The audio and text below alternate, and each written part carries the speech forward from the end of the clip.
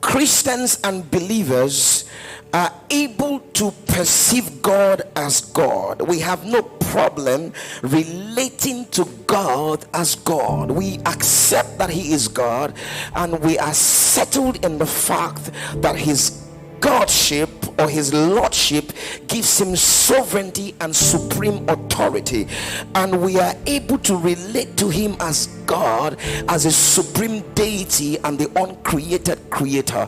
Where we fail and we fall short is where we fail to see Him as not just God but as our Father.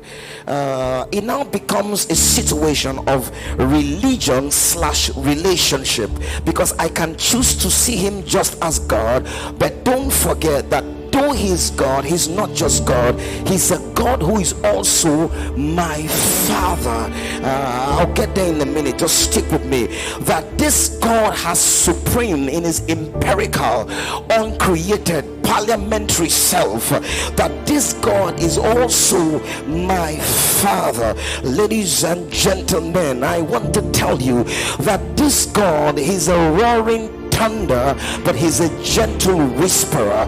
That this God is a consuming fire, but He's a compassionate Father.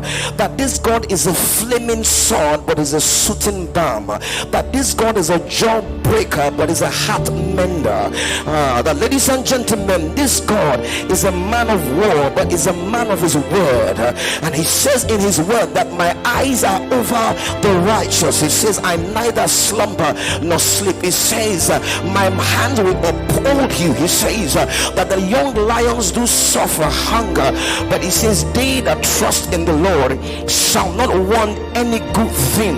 And ladies and gentlemen, He may be God, but there are many times I just want Him to be my Father. Many times I don't want to remember how He parted the Red Sea, or how He walked in the desert in the midst of the Israelites. I don't want to remember how He smite the Amalekites. I just want Him to be God in my single room in La Paz. Many times I don't want the Red Sea to part. I don't want manna from heaven. I want to know how my next bill will be paid, how my school fees will be paid, how my house rent will be paid. Many times I don't want Him to be fire and thunder. I want Him to be the small still voice that tells me that everything is going to be okay. And ladies and gentlemen, this God can wave His hands and the mountains and the rocks will come crumbling down, but this God can pat you with His hands while you sleep at night. This God is a lawgiver, but He's also a lullaby singer.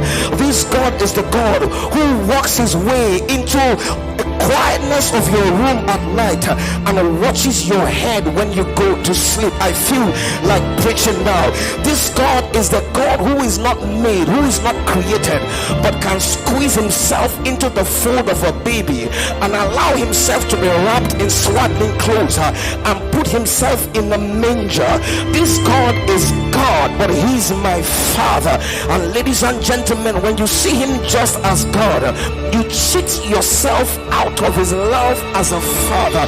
This is what religious Christians can't understand, because they look at Him from the eyes of the sovereign God, but many times He's just my friend. Many times He's my lover. He's the one that holds my hands through the banana peels of life. He's the one that walks me through the storm when things get difficult. He's the one, He likes me just the way I am. For this God, I don't need to go to plastic surgery. Oh my God. He's my lover and a friend. I may not have the right shape, the right butt, my eyelashes may not be on flick, but He loves me anyhow. He looks at me at my worst and He says, I love you just the way you are. There is nothing I can do to impress Him, because His love for me is not based on what I do or what I don't do. His love is pedestal on what He did. And so I am resting on the shores of the sacrifice of Jesus. Ladies and gentlemen, I came to introduce to you a God, not just the God that sent manna from heaven. He's the God who is interested in the interest intricate details of your life. He's the God who wants to know what you eat tomorrow. He's the God who wants to know who you marry. He's the God who wants to know children you give birth to.